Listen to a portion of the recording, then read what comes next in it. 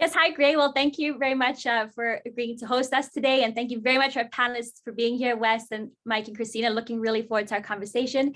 I will not bring greetings formally from the OVPRI, but Gray is here to represent the OVPRI and the Hub, and we look forward to him representing the EaRTH District and helping us with this conversation. Thanks. Thank you, Kate. At this point,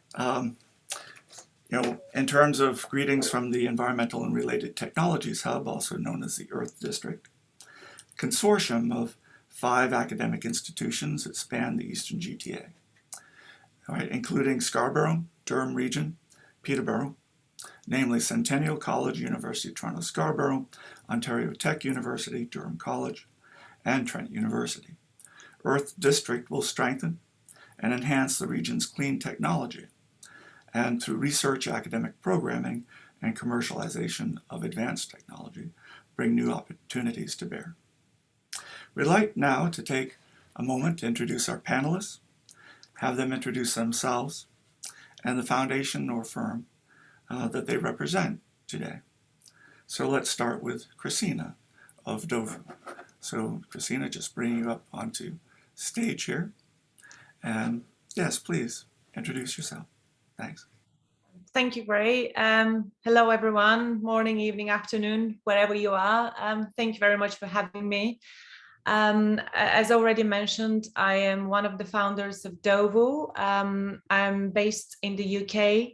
I'm a seasoned tech lawyer with vast experience in the startup scale-up world, but also I have my experience in a few big corporations as well. I'm passionate about blockchain technologies, crypto and Web3.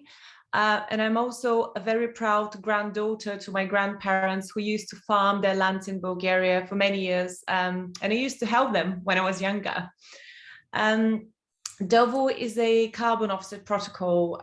We have built a marketplace that allows for individuals and entities to purchase verified carbon credits, which credits have been sourced by farmers globally. And with those funds, from the purchases, the whole ecosystem incentivizes the farmers to implement sustainable practices, which in turn allows for them to create more carbon credits.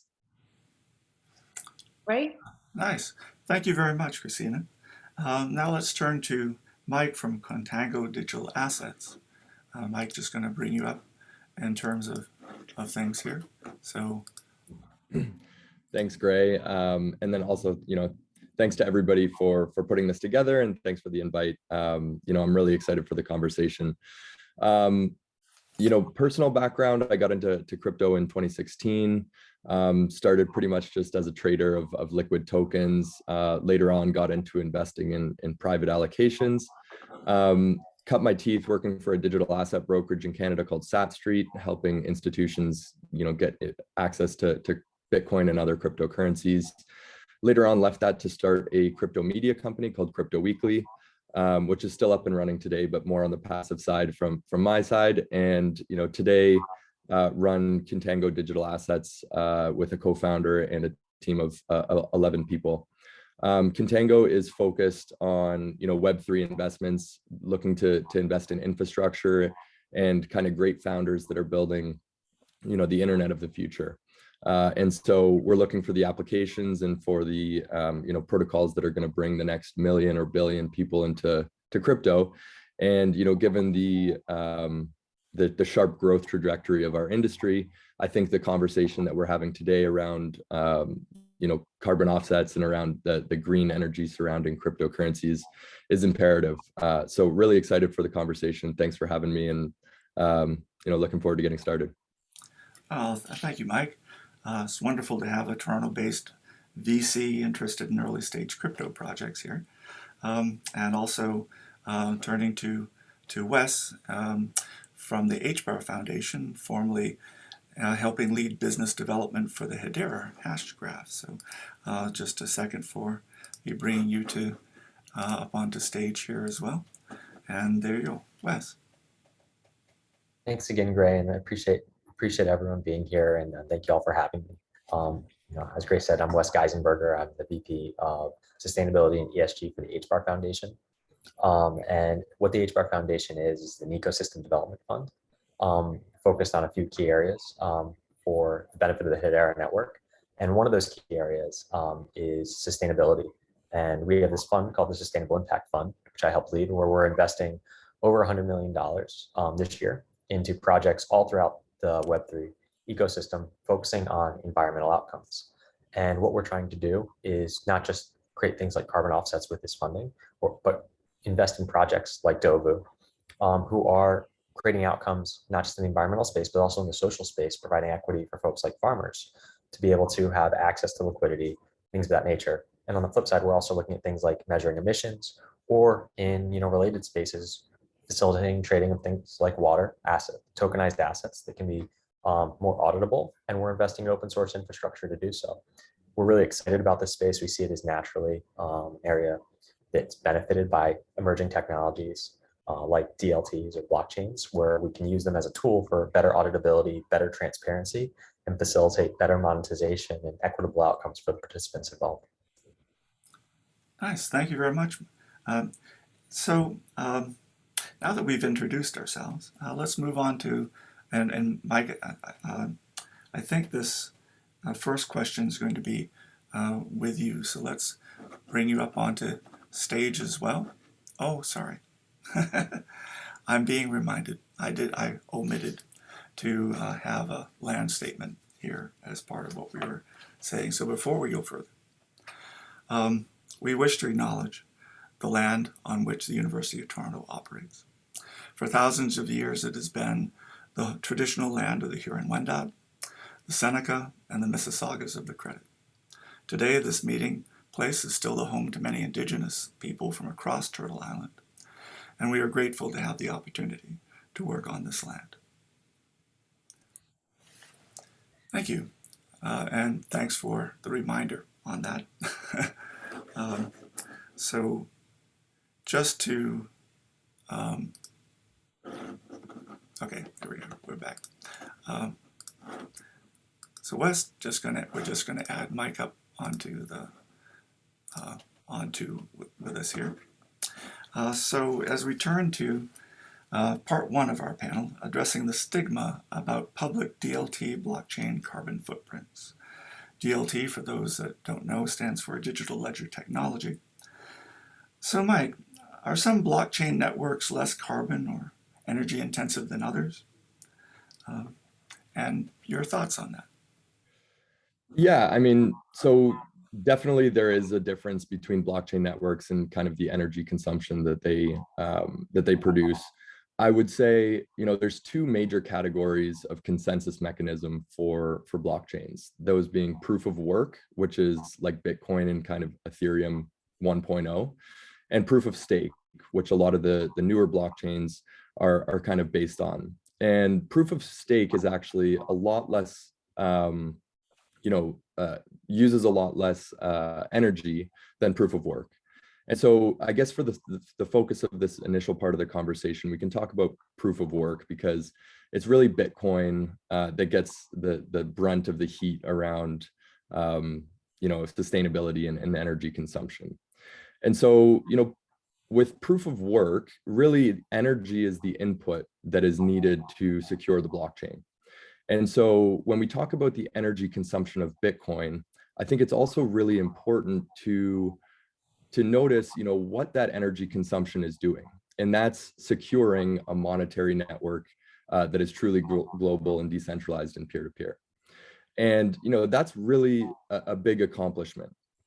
And then we should look at parallels towards what is securing the monetary network that we have today.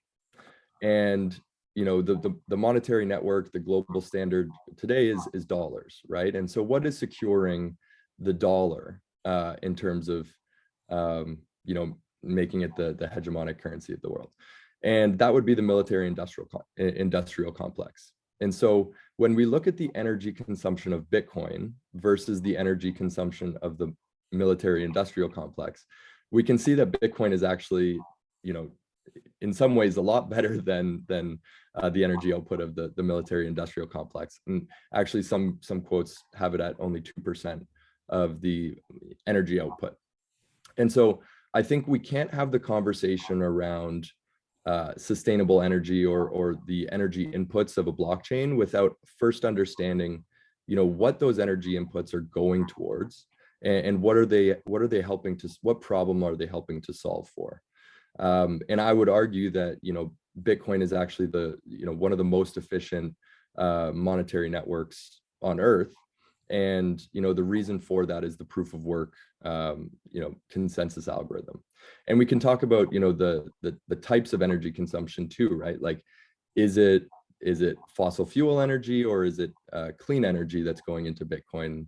And actually, given the transparency of the network, we can actually see, where that kind of energy mix is coming from. And most estimates, have Bitcoin's energy production at over 50% green. And so I think, Bitcoin is one of those technologies that's actually working to bring, the green energy movement forward, because it's because it always looks for the lowest cost energy. And, we can talk about this a little bit more about kind of how miners look at their energy mix. But it's really doing a lot to really push forward green energy. And I think that's important to talk about as well.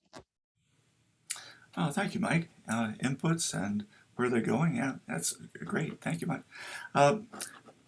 Turning to Wes. Wes, do you have any thoughts or comments on the research underway and the varying degrees of energy consumption, and well known in terms of blockchain networks, in terms of building on what we're discussing? Yeah, absolutely. And I think it was a really good point to just differentiate between proof of work and proof of stake, just because they're very, very different consensus mechanisms. And fundamentally, we have to think about distributed ledgers as agreeing on the state of a series of balances and putting transactions in order, because that's what consensus mechanisms do, whether they're proof of work or proof of stake. And they each have different features or benefits. At Hedera, we really think about the trilemma that blockchains or DLTs have in terms of achieving high scalability, so strong performance in the terms of tens of thousands of transactions a second, with what we call asynchronous Byzantine fault tolerant security, the highest form of security in distributed ledgers, while also maintaining stability of the network, so we don't have to have concerns about forks or concerns about any type of divergence of agreement of when those transactions are in order or the balances in various accounts. Now, what that leads to in practice is a large difference of energy consumption, because in proof of work, a lot of miners are trying to solve puzzles to achieve an agreement on what transaction goes in what order.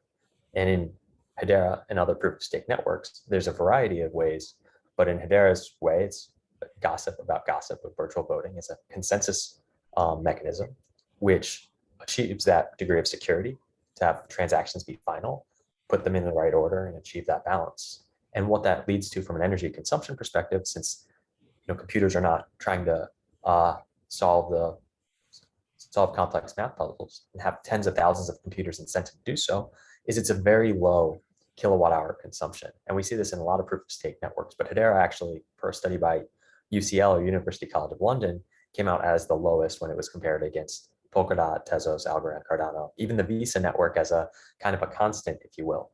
And it came out that on a per kilowatt hour basis per transaction, it was 0.00002 kilowatt hours, compared to the Visa network being 0.00358, or Bitcoin being 357 kilowatt hours per transaction on the lower bound, and over 3,600 on the upper bound, depending on what type of transaction and what time of day. And so we have these wide differences of each of these networks, but it comes down to how we agree to put transactions in order, which is what leads to these divergence of consensus mechanisms and energy consumption. I think when we think about that from a tool set perspective of what applications we're trying to build and what use case we're trying to achieve, there's very different requirements. So, Bitcoin oftentimes is thought of as digital gold. Well, maybe it's good to have a lot of computers, but we have to consider the environmental cost and kind of our own consciousness of, well, if we're going to hold this asset, what environmental impact we have, and are we operating intentionally? With Hedera, where we're operating in large utility use cases, where there's going to be lots and lots of transactions, it's very good to have this low carbon footprint, this low energy consumption, so that we can achieve really complex applications that are oftentimes decentralized, where we need the trust of a public ledger as a tool, where we need to be able to operate at scale with high security to get to complex outcomes, you know, a really utility focused layer one. And I think that's really important to think about as we're looking at these studies. And UCL did a fantastic job laying out all these different networks and how they get to consensus and what the network looks like in order to be able to achieve that. Thank you very much, Wes, and very clear as well in terms of steps. Thank you on that. Turning to Krasina. And just a second here. There we go. So, Krasina, why is it important, do you think, for blockchain projects to be proactively minimizing their carbon footprint? Additionally, why should large and small carbon emitters be thinking about high-quality carbon offsets? But before I even get to that, I think it is important to remind ourselves that the net zero initiative applies to all of us globally, individually and on a corporate level as well, no matter what industry we're operating in. So it is important for all of us to be minimizing our carbon footprint and, where possible, offset the emissions which are unavoidable. So as Mike and Wes already mentioned, within our space, there are a lot of staggering numbers out there talking about the crazy consumption of energy, you know, comparisons of Bitcoin consuming up to the whole carbon footprint of New Zealand, the 37 megatons of CO2, then talking about Ethereum and the consumption over there. Where there was a comparison. Of course, that was prior their move to proof of stake, where there was a study which discovered that one Ethereum transaction actually equals to the average of electricity consumption of 8 days for a US household.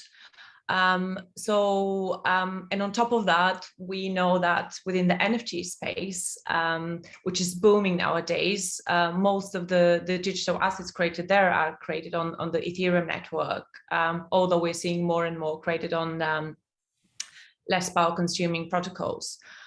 So having said all of that and knowing all of that information, I do think that it is important, just full stop. The first step for all companies within our sector specifically, I think would be to opt in for greener protocols. And it always goes back to the law in my head, because I love privacy. And for me, privacy by design is a thing that needs to be implemented in every single technology use.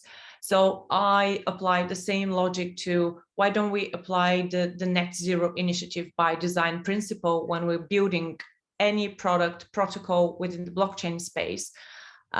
Because if we do, I definitely think that would definitely improve the consumption, but also the carbon emissions of our space.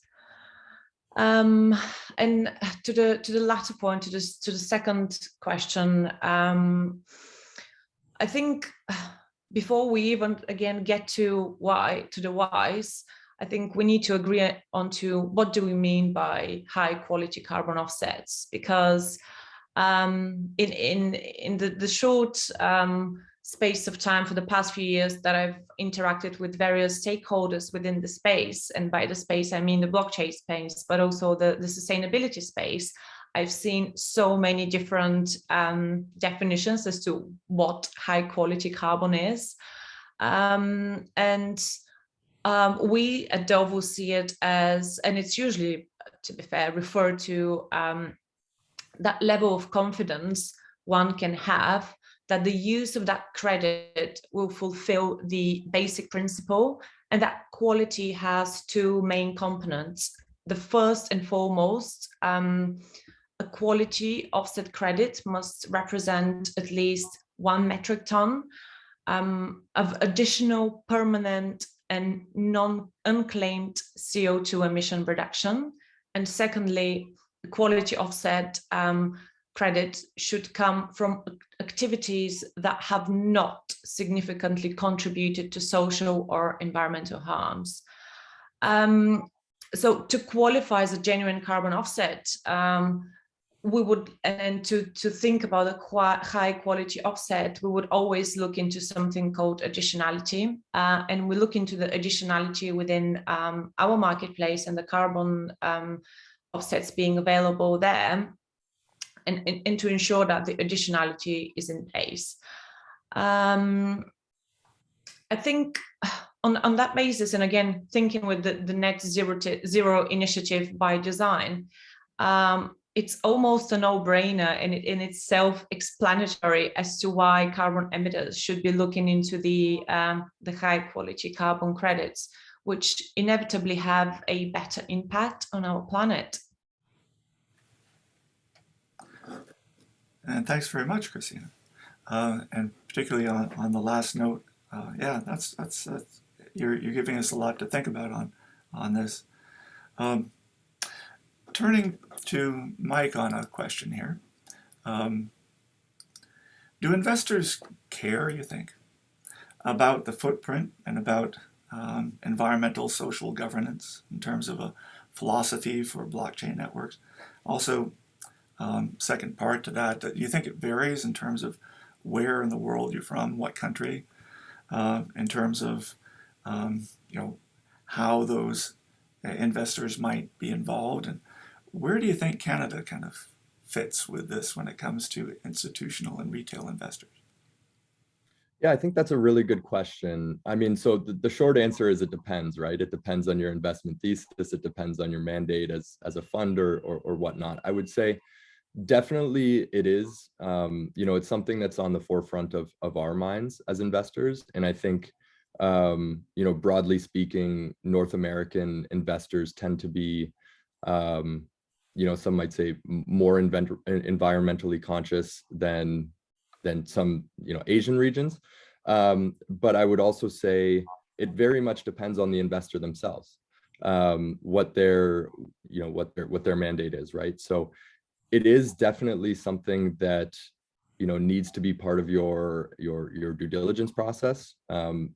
Once these technologies get to scale, we're going to have big problems on our hands if there's no types of carbon neutrality or at least plan in place for those carbon offsets. And so I think what companies like what DOVU are doing is really important. And I also think it's amazing that the industry that we're in makes this so possible, right?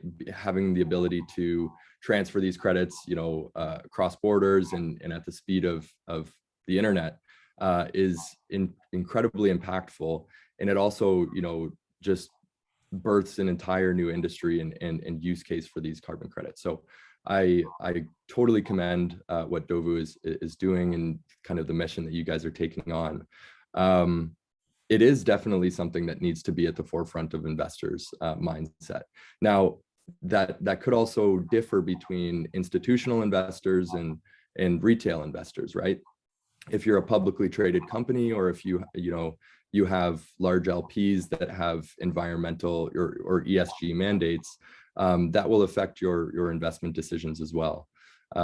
So there are a lot of factors that go into it, but as an investor myself, I think it's definitely a conversation that needs to be at the forefront of your due diligence process.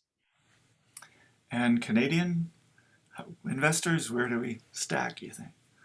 So to be fair, I don't have any. Maybe I would defer to one of the other panelists for this. I don't have specific data. I can only speak from my own experience, but I think for the most part, Canadian investors are environmentally conscious. But maybe I'll defer to another panelist to answer that question. Fair enough. Fair enough, Mike. Bringing Wes onto stage here. Wes, you've recently been on the road with a strategic innovation fund. Any trends that you're noticing in terms of consumer and investor, appetite for high quality carbon credits, blockchain tech, that sort of thing? Absolutely. And one thing I'd love to highlight, and this is an old quote, but I think it's a good quote, is, Microsoft pointed out a while back, it was almost a year ago at this point, that there was not enough verified supply of high quality offsets or removals, what they call verified supply, for their own purposes as a company. That trend is still there, and I would say it's growing.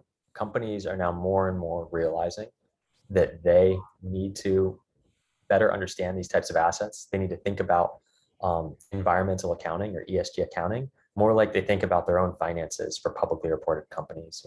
In the States, the SEC's actually come out with guidelines or ask a request for comments around guidelines for emissions reporting, and that's becoming a big topic globally because it's for any publicly traded company.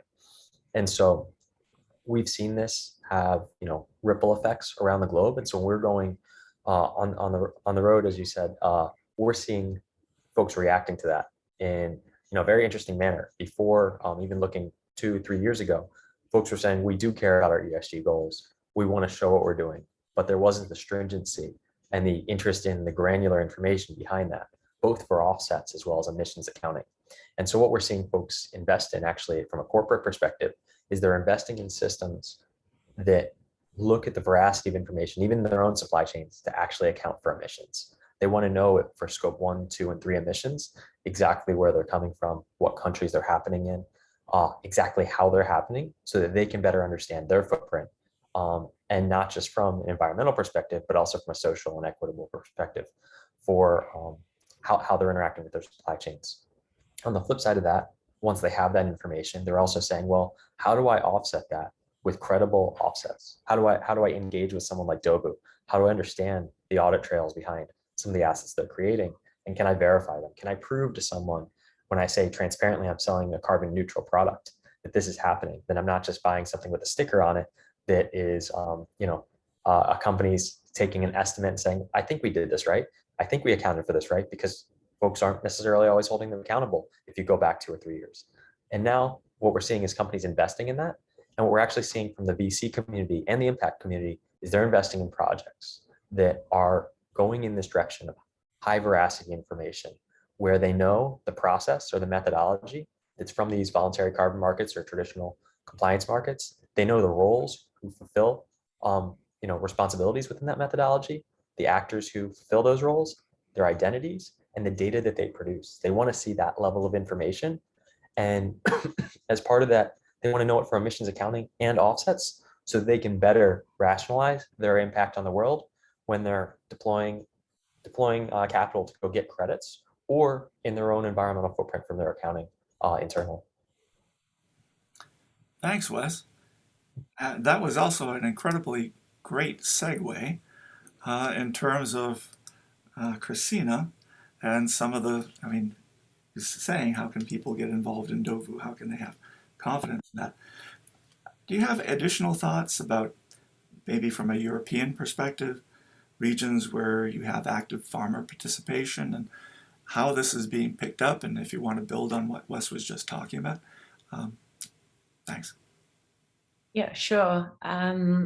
It's actually really interesting to listen to Mike and Wes talking from completely different perspectives, and it ties up so greatly with what we're trying to achieve, and it's just so exciting.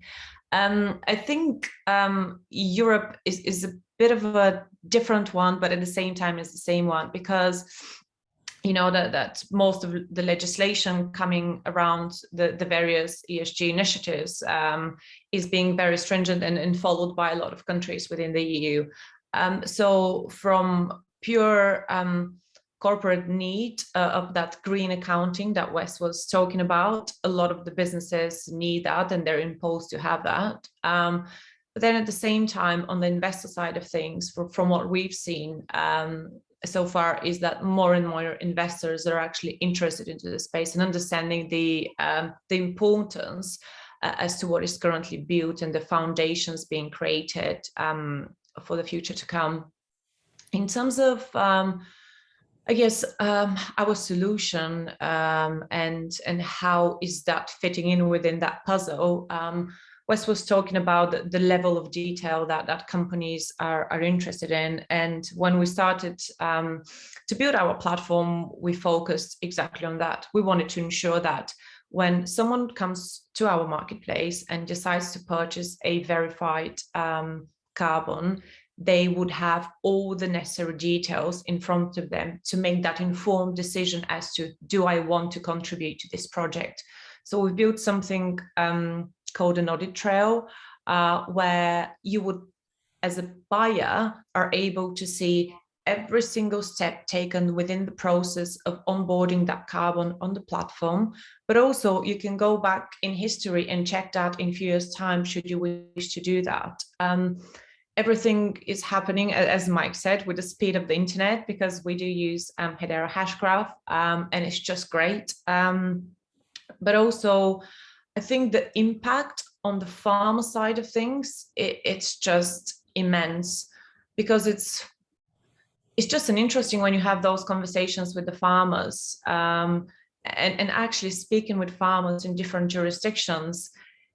It is mind-blowing in terms of the different setups and how they perceive the whole voluntary carbon market. It's just, yeah, mind-blowing. Thanks very much, Krasina. I'm going to bring a few folks now up. So we're going to add Wes, we're going to add Mike. I'm going to ask also for Bill Chow to join us. And I'll add Bill there as well. So we're turning to questions. And we will begin with a question from Bill Chow of The Bridge. So Bill, can you unmute yourself, please? Hi, everyone. Nice to meet you all. Thank you for sharing such valuable information. I have a question here. So besides of energy use, and of course, we're focusing on the carbon footprint, during the last Bitcoin rush, a lot of miners, particularly retail miners, have driven the demand for different computer components like GPUs and other semiconductors components. I can imagine the environmental damage that would be driven by this manufacture process of these devices. And worse, where are these going to end up in the landfill a few years down the road when they're outdated? So I wanted to know, how is the proof of stake going to be different versus the proof of work? And would that situation be improved going forward? I may be able to hop in here, and I can speak specifically to Hedera and how Hedera views kind of responsible development from a network perspective. And I think one of the comparisons you can think about is, well, DLT is very similar to other emerging technologies. You can even think of something like a bike share system. If anyone remembers seeing the piles of bikes in China after they deployed bike shares into every city, and then in certain cities, the business models just didn't work in the tier 1 cities, and you have mountains of bikes. Well, you have the same situation with GPUs and mountains of computers that go out of date in 2 to 3 years. At Hedera, the governance of the network, the initial nodes were bootstrapped for up to 39 companies that are running actually commodity hardware, commodity servers that you would see in data centers traditionally. And so over time, it's going to be slow, responsible growth to a permission network that ultimately scales to permissionless. And this responsible growth allows the network to scale in a way that doesn't cause extreme damage by massive adoption or impact the security of the network. Because one of the primary reasons for security and scaling to massive amounts of nodes for Bitcoin is because you want to have that proof of work. You want to have lots of miners competing to help form the next block. In Hedera, with the proof of stake system, you're allowing folks to move balances or stake balances against specific nodes to calculate votes, which today are equal on the Hedera network. So from a governance perspective, it's often very much tied into security and making sure the networks are able to put transactions in order, as well as agree on the state or the balance. And in Hedera, the way the Hashgraph consensus algorithm works, that's very easy to do with this number of computers in an extremely secure way. With large-scale corporations from across geographies, across industries, managing the initial nodes, where we open to permission members of the community and ultimately permissionless proof of stake as the treasury goes to the rest of the economy over time. And so that's a really exciting way to do it, because we don't have this massive environmental footprint as represented by some of the numbers I shared earlier. But Other networks think about it slightly differently. And what we're trying to do is avoid the situation where we have piles of bikes or their equivalent of, 5 years down the road. Thank you very much. And we have a few questions from the audience to ask in terms of this. So one, is there any online website or resource which can give comparative energy and carbon footprint of various payment process systems on a real-time basis? So I guess the question here is, first, are there those resources? But the last bit being, I think, real-time basis. So they're looking at it being very up-to-date, very factual, very reliable. Thoughts? Mike, it seems like you want to say something. To be fair, I was hoping I might have a recommendation, but unfortunately, I don't have anything that comes to mind, that provides that real-time access. I can jump on here. I'm not familiar with a whole encompassing tool which provides with that information, but what we have built is a very small version of that, which is the calculation of the emissions within the Ethereum network. So we have a tool called the Carbon Calculator, which if you plug in with your Ethereum wallet, it would automatically calculate and tell you based on your transactions how much carbon you need to offset based on the energy consumed for those transactions. So I guess a small step in the bigger picture is what we've taken on here. Oh, thank you. Thank you much. There's well, Wes, did you have a thought on this question, or shall we move to the next? I think we can move to the next. I think using the networks that are fully transparent and available are always a good way to see things. Ethereum is transparent, in terms of the transactions that they do, and DOVU does a fantastic job with carbon market cap to show that. So yeah, I'll leave it there. So the next question, and then we'll return back to the SET program. It's a question of what are the advantages? What advantages does your model of tokenized cap and trade provide relative to centrally managed state systems? So yeah, thoughts on this? I mean, it's a big question, right? Unpacking that one could take a while. Anyone want to take a stab at starting that? So I think maybe it's good to differentiate between the voluntary markets and the compliance markets for credits.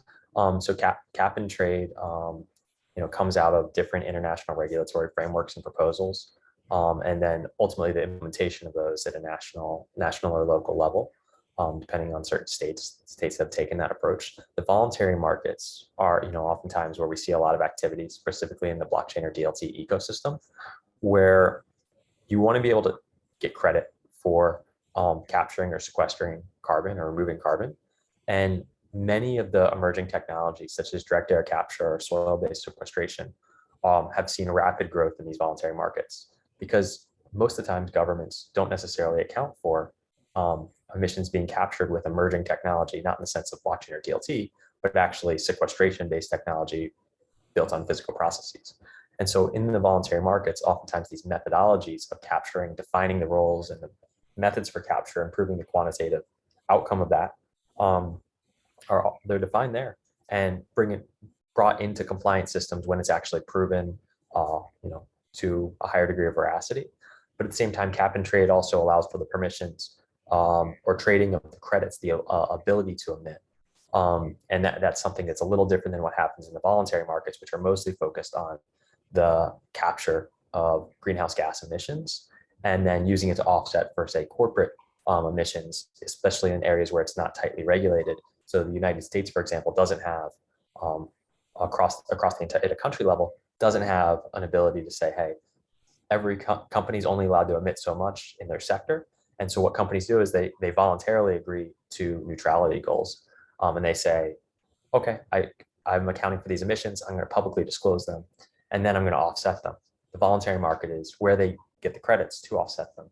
So when I mentioned Microsoft earlier saying there's not enough verified supply, companies like Microsoft are disclosing their emissions, the sources of energy, the sources of not just the energy consumption, the emissions tied to it, but the sources of the products that they produce or the transportation emissions that come with their products and any other type of emission. And they go and buy those offsets, oftentimes in the voluntary market, oftentimes from companies that are using emerging technologies like direct air capture, soil-based sequestration, biochar, and other scientific methodologies to account for carbon capture.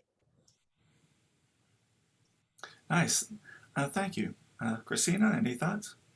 Yeah, I was just going to add something from a slightly different point of view when it comes to the advantages of using the specific technology and linking it back to the asset being available on the marketplace. So I do believe, and we do believe, that we are actually tackling a very well-known issue within the space, specifically around the double counting or the numerous counting of the same tree being planted or contributed for, and the inability for a lot of projects to actually track down, monitor, and ensure that these projects which are being made available out there are actually doing, for once, what they're saying they are, and then secondly, we're not buying the same tree 5 times, and then this actually same tree is still alive or hasn't been cut down, died, or whatever. So I think that the advantage of using technologies within not only the voluntary markets, but just generally the markets is pretty big when it comes to sorting out the double counting problem. Thank you. Mike, thoughts? You know, I think just going back to Kristina's point about, you know, using blockchain technology for this type of counting, right? One, you allow these transfer of credits, as we said, at the speed of the internet, and so you can have a much larger marketplace of potential buyers and sellers, as opposed to just local markets. 2, you can connect people, you know, a lot quicker, potentially, you know, peer-to-peer trades of carbon credits. And so just having the base layer technology being built on distributed ledger technology it really allows for a lot of innovation in the space of carbon capture and carbon credit trading. Thank you. Yeah. At this point, just going to remove the few spotlights and talk just a second about, before we move to the next part 2, a bit about the hub and a bit about what's been going on here. Again, my name is Greg Raffam. I'm the director of the hub here at University of Toronto Scarborough. Over the past, 7 years, I've been blessed with the opportunity to work with environmental science here at the university, and with various students that have come from there with various things that they want to start for a particular initiative, something that might have come from their research, spun out, something that they want to do. I want to share a few of those with you. In terms of that, the easiest thing is to share one as a video that we've produced. So just to show you that quite quickly on things. If I can find it, of course. Where did it go? Oh, there it is. Hi, my name is Shumik Das. I'm a graduate from U of T. I studied Master's of... Just a second. Minor tech problem. Finding the clip. Let's see. Try this again. Got it. Yay.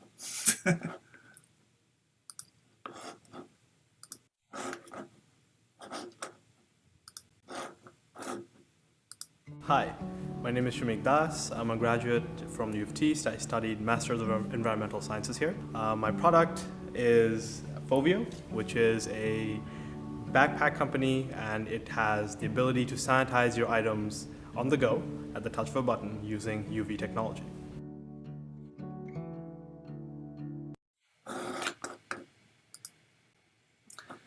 And besides Shamik, we've had others at the hub. Luna Yu came here several years ago, having discovered how to convert organic waste to biodegradable plastic. We've also had folks wanting to be more involved in blockchain and in some of the technologies that we're talking about today. We've had an award-winning company come through called Transcripts, which is looking at how to leverage blockchain as a way to authenticate various of your transcripts and documents about your qualifications, your work experience, etc. So we're focused on how to take these ideas from students and from recent alumni and make them real. And I'm looking forward very much to how we can become more involved in the EaRTH-related technologies that are going to be built from the initiatives here, and getting much more involved. And if somebody comes and has the idea of something like DOVU, I mean, oh my God, that would be just heaven above. So I'd be very, very blessed. So thank you very much for the opportunity. Returning back to now the program at pace here. So in terms of part 2, the role of distributed ledger technology and how tokenomics is incentivizing sustainable environmental practices. So first question, can renewable energy credits, RECs, or RECdefi, help fast track the adoption of renewable energy supply to the grid? So if we can bring Wes up onto stage here and ask this question of, can you help define first REC or RECdefi, provide an example and let us know what you think about renewable energy credits. Yeah, absolutely. And so RECs are, first off, they're a tokenized unit of energy, so it's a megawatt hour. And what they are is they're not the actual energy itself, but it is a representation of that energy to show that it's renewable. And oftentimes they're sold to offset some other type of energy consumed on the grid. And so in most cases, this is done in the voluntary market around the world, where we want to be able to get credit for the type of green energy we're producing and offset some other type of energy that we're consuming. In some places, there are compliance markets that say, I'll pay, governments will say, I'll pay a certain amount for producing renewable energy to incent the growth of renewable energy adoption. So for example, in the United States, there are certain states like California, which pay over $200 a megawatt hour or a credit. And there's other districts like District of Columbia, I think at the last I looked was over $400 credit to incent the growth. And of course, then that's used to offset the formal grid operators who are in those jurisdictions. And those grid operators buy those credits to help grow their renewable energy footprint. What can be done from a blockchain or DLT perspective is looking at those credits and making them more auditable. So defining the process of how you can measure that megawatt hour, proving that it's actually happening, because oftentimes it's very difficult to understand, well, where is this renewable energy being produced? Where is it being consumed? How do we avoid a double counting issue? Because the grid is actually producing quite a bit of energy outside of the renewables. There's also loss of energy through the transmission process. And so we want to make sure that when we're accounting for all this renewable energy or the mix of energy, say that the grid has 20% renewables today, not all those renewables are very efficient if they go far because someone's consuming or transferring that. So they'll transfer the financial product and the REC to help balance that out, even though they may, that actual energy being consumed may come from a coal-fired power plant. They're a good tool to help incent the growth of renewable energy, making it more expensive comparatively to produce dirty energy sources or produce from dirty energy sources. But what can be done, which I think is very interesting, is being able to trade those RECs on both local and international markets, and doing that via distributed ledger, very similar to carbon offsets or any other type of credit. And what can be done that I think is really interesting is we treat those credits as uniques, as not fungible, so we can trace them back to the source. then of course we can start matching them. Maybe we match them every 15 minutes. And in certain countries, this is already being required by law, but RECs can actually be a good incentive mechanism to say, well, if you're producing, the type of energy that's not incented locally from, say, coal-fired power plants or another dirty energy source, well, you have to go buy these credits every hour. And so maybe some of the credits are more expensive because they're being produced at peak hours, and maybe the credits that are being produced at off-peak hours, they could have different attributes. They could have different times of day that they were produced so that they match on a specific time period. They could have to match based on a specific energy source, say solar or wind or otherwise. And those are different things that we have to think about. And if we create the right incentive system to be able to trade these assets, in conjunction with the large power producers or consumers who say, I only want to buy renewable energy, I think that's where the opportunity lies. We have a lot of folks in our ecosystem doing that. So there's a project that we just announced a grant to called Timeless, who's actually implementing emission measurement systems as well as energy trading systems. So they have a project in the EU called TROPH, which is focused on just that. It's a consortium in partnership with Royal BAM. And that's something that they're really focused on, is figuring out better renewable energy trading as part of their project.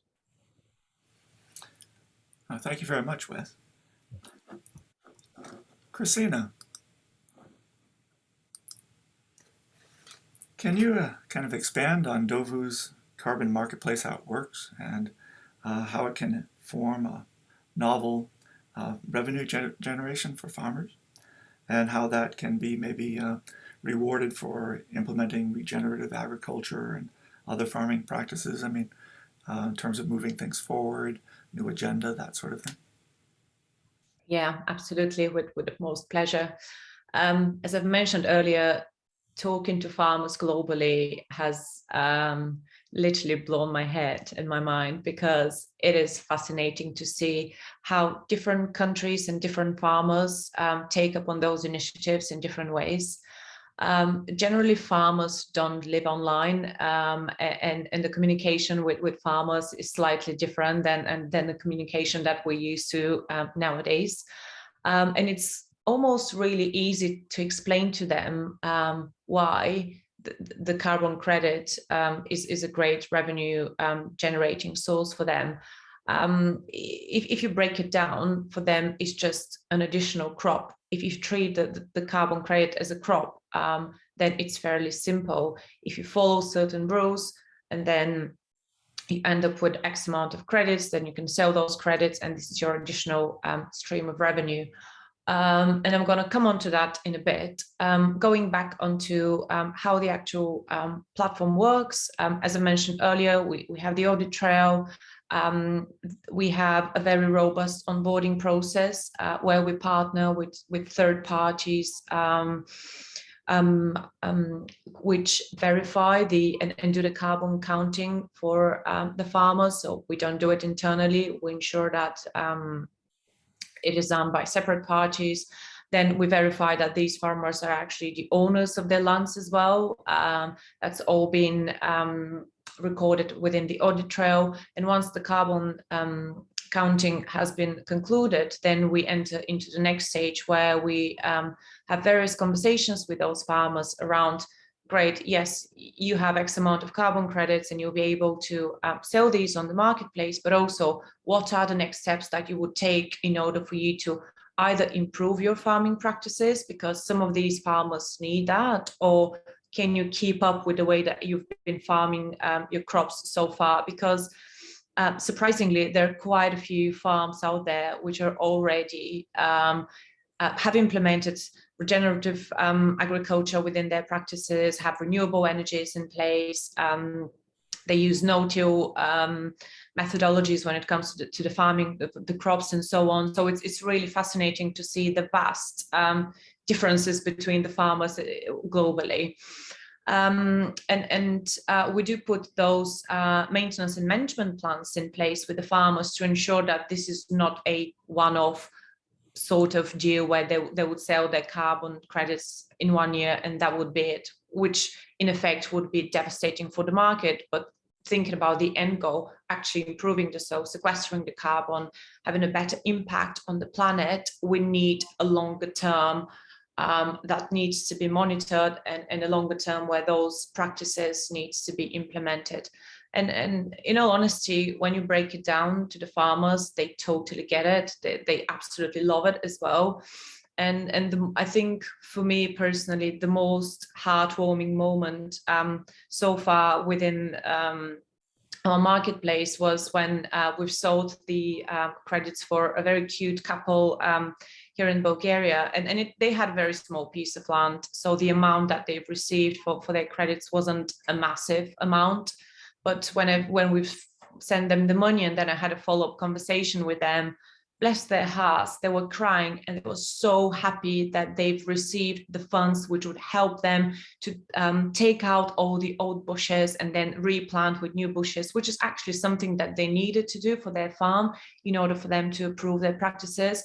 So just to think of how those small little things make a massive difference, not only on a global level, but also on a personal level as well, has just been fascinating. And they're already excited for the next year. And they've been asking, what else can we do? How can we improve our practices?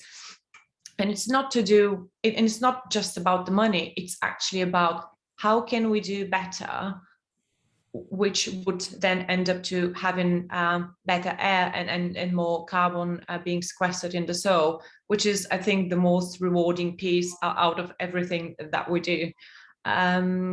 So yeah, it's not hard to actually persuade them to follow more sustainable practices. Oh, that's a great story. Oh, wow. Just going to bring Wes up as well here. To kind of build out and expand on this topic just a bit. So addressing you both, are there other projects that we should also know about that are doing things on carbon sequestration? Yeah, there's quite a few in the Hedera ecosystem. So a lot of them are building on this open source tool we have called The Guardian.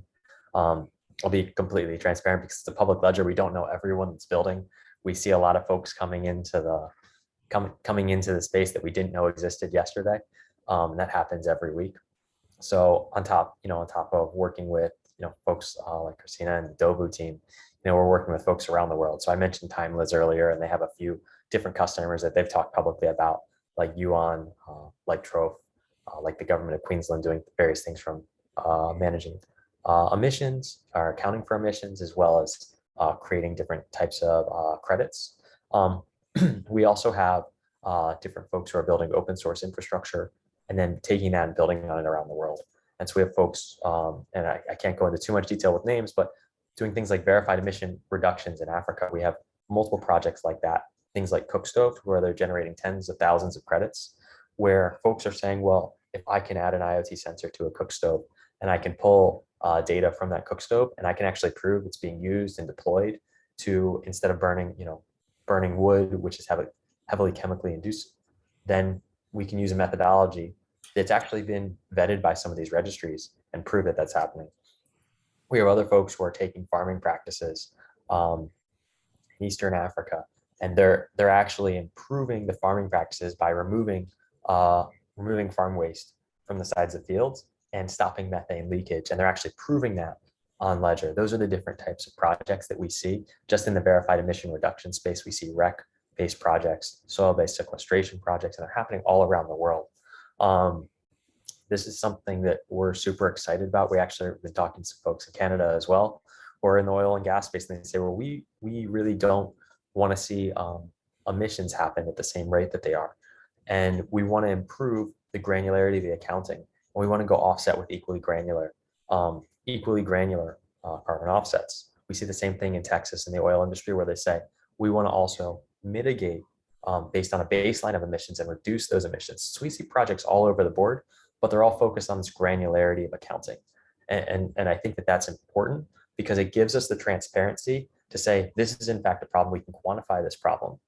We can then equally quantify the amount of change that we're making in terms of offsets, emission reductions, carbon removals, in the case of things like direct air capture technologies. And we can prove the exact impact we have that's additional, that's durable for a certain period of time, to prove that there's no leakage. So for example, if we're buying an offset from this project, we want to make sure that that isn't causing other emissions elsewhere, because we're buying it from one project, but say it's a log anti-deforestation project, we want to make sure there's not deforestation next door. We're able to prove all of these attributes around the projects that we're working with. And those are the types of things that we're seeing today on Hedera. Oh, thank you. Krasina, anything to add? I can't. I mean, I guess there are a lot of projects as Wes mentioned out there, and there are a lot of projects as well which do similar things to what we're doing, which is actually great, because we do think that the more companies out there focus on the carbon emission credits and how we improve the processes and how we make a change and how we pave the way for that, the better. And in reality, we're all paving that way. We're all creating those new principles and new practices, which is the most exciting thing. And definitely there is a play for everyone in the space. So yeah, I'm just really excited and enjoying to see all the various companies appearing in the space and learning more as to how they're approaching this subject matter. Thank you. Can I add something to that, Gray? Sure, absolutely. I think that's a great topic you just brought up about kind of working in collaboration with other, what would have been competitors in maybe a Web 2 space, now becoming contributors in a Web 3 space. And I think one of the great things about kind of this distributed ledger technology is it works on network effects. So you're not necessarily in competition with other people that are building in the same industry as you. In a lot of ways, they actually, add a multiplier effect and help you grow your business alongside them. So this kind of ethos of Web3, the ethos of, your network is your net worth in some cases holds true. And I think the composability of digital currencies allows for a lot more interoperability between competitors and contributors, or whatever you might call them. So I think it's a perfect space for this kind of merge between climate science, climate tech, and distributed ledger technology, because it's inherently collaborative. Nice, thank you. Mike, I have a question for you here as well, in terms of things. You've been watching funding deals on crypto weekly, and you've been performing due diligence with Contango. Are you seeing any trends in retail and crypto relative to investors favoring blockchain networks, or are there some that are greener and hyper-focused on natural ecosystems? What are you seeing? What I would say is, if we look at the demographics of crypto, I would say it skews younger, right? Like early adopters of cryptocurrency tend to be, younger Gen Z, millennial age group. And it tends to be that those investors are a lot more focused on climate science than, the older generation. And not to paint with too broad strokes here, but that tends to be the case. And so I think, it's extremely valuable, not only as a marketing tool, but also as kind of, an ethos for your company to be focused on not only renewables, but on, being carbon neutral. And I think, we're starting to see that trend pick up for sure with new chains kind of claiming, carbon neutrality. I think that's a very valuable piece, as I spoke to earlier, about that should be part of any investor's kind of due diligence process is understanding that piece. But definitely it's interesting to see the evolution of the industry and how kind of we go back to these same conversations around energy consumption and around kind of the ways that we're addressing that in the industry. And I think one great thing about technology is, it continues to grow and iterate on itself. And as a community, if we put our focus and our efforts on things that we collectively find valuable, we're going to find solutions to those things faster. And so these types of conversations are really important because, having the understanding of what we want to accomplish as an industry will help kind of guide us there. And so that's kind of what I would say. Maybe the other panelists have some more concrete examples, but that's kind of the that's the way I look at the situation. Oh, thank you. Thank you very much. Maybe if I can add one thing. I sense there was something there. Yeah. Sure. Well, I think one thing it's long overdue, but I would definitely say there's a shift in trend is that, finally climate tech is sexy, right? I would say the next kind of 100 unicorns might be in climate tech, right? Or in sustainable energy, carbon sequestration, agroforestry, because, this is finally, a real pressing topic. And we don't have a lot of time, we need to address it as soon as possible. And I think people are finally starting to realize that. And, when these types of investments become sexy, lots of money starts to flow into the industries, and those industries can grow a lot faster. So I think maybe it's a little overdue, but it's really encouraging to see the shift in kind of focus in not just in the crypto industry, but, by and large, investors starting to look more at green tech. And do you think that's a bit of a trend of people who had been in their teens now coming into their 20s and their 30s and carrying this forward? Is that part of the trend that you're seeing?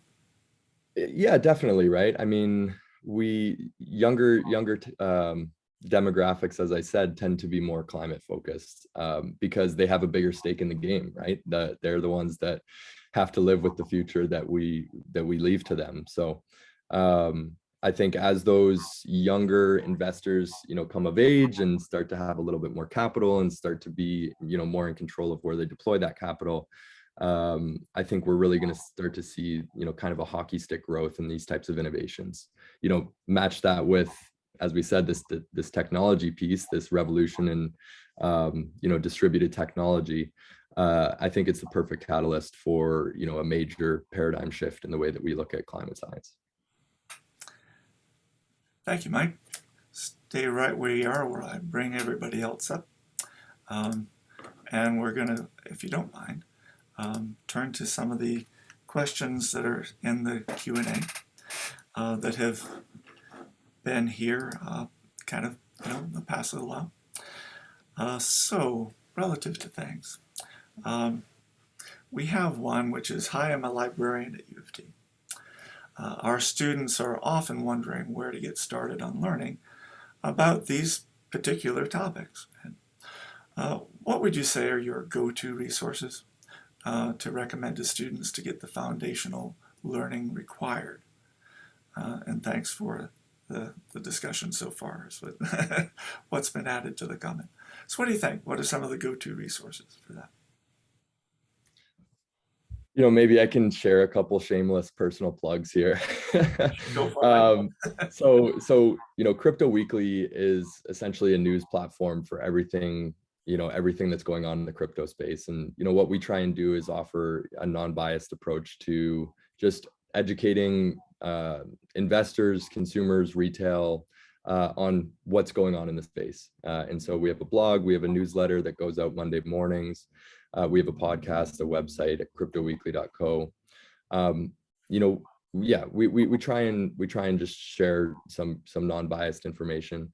The other resource, also a shameless plug, is I started a course in 2020 called Bitcoin 101, and it's not necessarily directly correlated to the climate science around Bitcoin, but it's a great introductory course for understanding Bitcoin, cryptocurrencies, and kind of their role in the world. And so if you're very new to the space, I always tell people kind of get started with Bitcoin because it's the mother of all cryptocurrencies and kind of what introduced the world to blockchain technology. And really, from there, you can go down the rabbit hole and learn about, all the Hedera Hashgraph and some of the other great layer one projects that are building. Yeah, you can find that on Udemy. It's called Bitcoin 101. Oh, nice. Thanks. Krasina, you look like you have something on the tip of your tongue there. Yeah, I do. My approach is really scattered. So do not follow my approach, or do, I don't know, it's not a solution that works for everyone, but I am constantly plugged into Twitter. I do listen to a lot of podcasts. Bankless is my go-to podcast. I love those guys and what they do over there. Nowadays you have so much information online, and again, that's why I'm saying I do not recommend it for everyone, because it's really hard to actually find the quality information that could actually help you. I could definitely say that Crypto Weekly is a good source to go to. I've looked at it, and definitely some good content there. So well done, Mike, on that. Also, to be fair, most of the exchanges as well have their own newsletters, which sometimes provide with very useful information. So yeah, don't follow my approach, or do very scattered one. If I could add, I think another great, I love Bankless, but another great podcast is The Breakdown. It kind of just talks about big picture power shifts around the world. So it's more of a macro podcast, but definitely, a great starting point as well. Ah, nice. Moving to the next question. How are these socially conscious tokens, like RECs, protected from pump and dump schemes?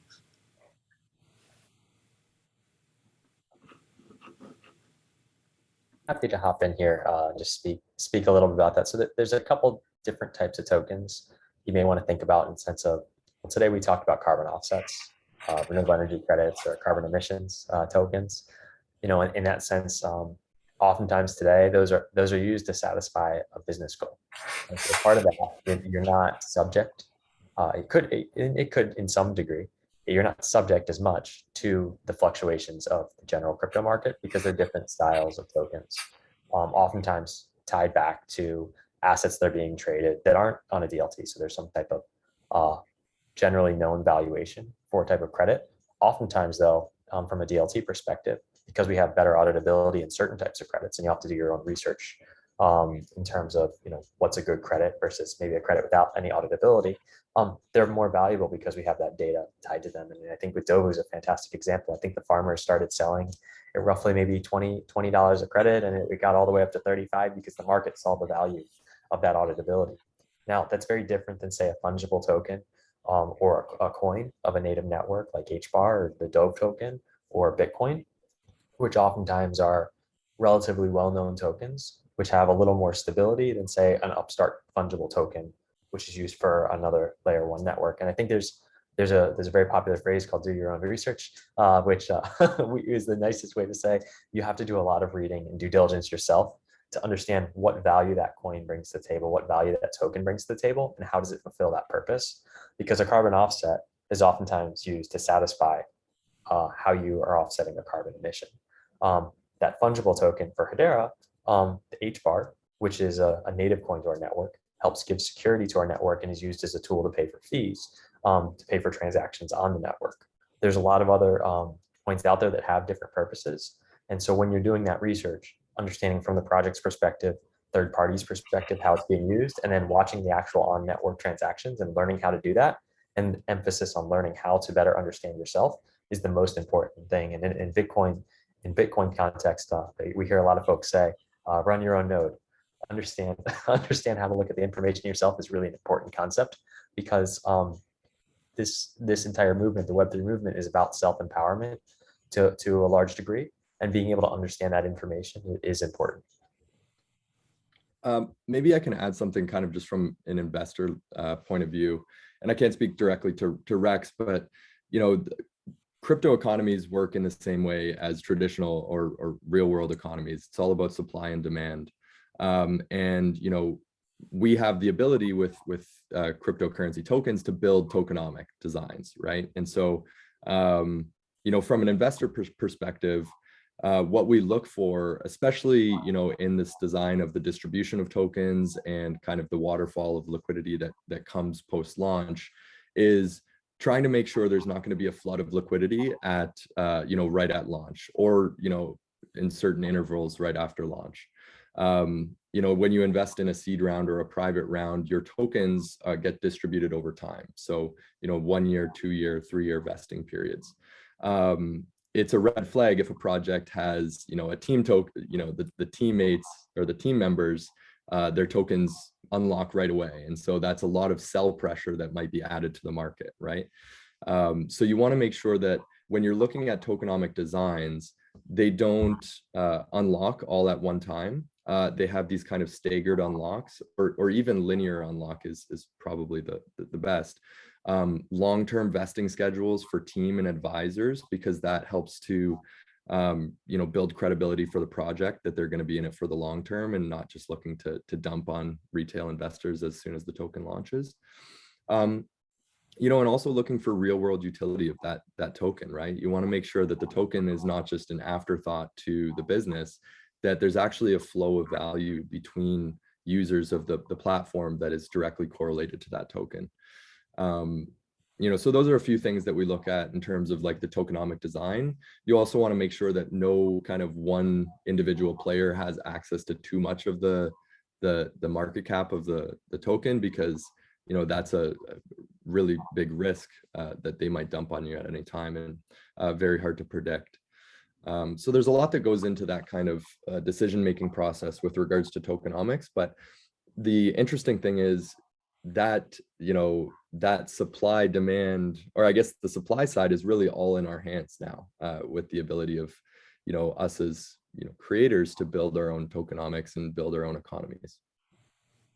It's really interesting, actually, Mike, because when you speak about supply and demand, absolutely in agreement with you, but looking at it from a different point of view and looking at it before even the supply and demand, you need to have a product, you need to have a business, you need to have the foundation that is built out there, and then you can talk. Well, no, actually, we've seen it in the market that sometimes you don't need that, and you still have the supply and the demand, which is the pump and dump that was asking the question. But yeah, having that foundation is, for us at least, the most important piece within the bigger picture and the puzzle.